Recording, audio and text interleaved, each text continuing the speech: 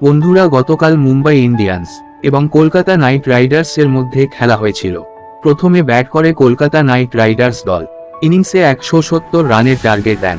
লক্ষ্য তাড়া করতে নেমে মুম্বাই ইন্ডিয়ান্স দলের ব্যাটসম্যানরা খুব খারাপ পারফরমেন্স করেছিল, কিন্তু শেষ পর্যন্ত সূর্যকুমার যাদব 56 রানের ইনিংস খেলেন। কিন্তু তা সত্ত্বেও কলকাতা নাইট রাইডার্স দল মুম্বাই ইন্ডিয়ান্সের কাছে 24 রানে হারিয়ে ম্যাচটি জিতে নেয়। এই ম্যাচে কলকাতা নাইট রাইডার্স দল দুর্দান্ত বোলিং করেছে এবং 12 বছর পর মুম্বাই ইন্ডিয়ান্সকে তাদের ঘরের মাঠে পরাজিত করেছে। কলকাতা এই জয়ের সাথে এটা প্রায় নিশ্চিত যে রাজস্থান রয়্যালস এবং কলকাতা নাইট রাইডার্স দলগুলি প্লে অফ পর্বে প্রথম দুইটি অবস্থানের জন্য যোগ্যতা অর্জন করেছে।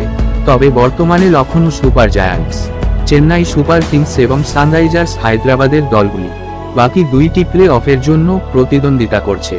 একে অপরের মুখোমুখি এই তিনটি দলের মধ্যে যে দুটি দল ভালো পারফর্ম করবে তারা 20 মে এরপর প্লে অফ পর্বে খেলার যোগ্যতা অর্জন করতে পারবে। এখন দেখার বিষয় কোন দুটি দল প্লে অফে যেতে পারে, এবং এই ধরনের দারুণ খবর পেতে আমাদের চ্যানেলটি সাবস্ক্রাইব করতে ভুলবেন না। ধন্যবাদ।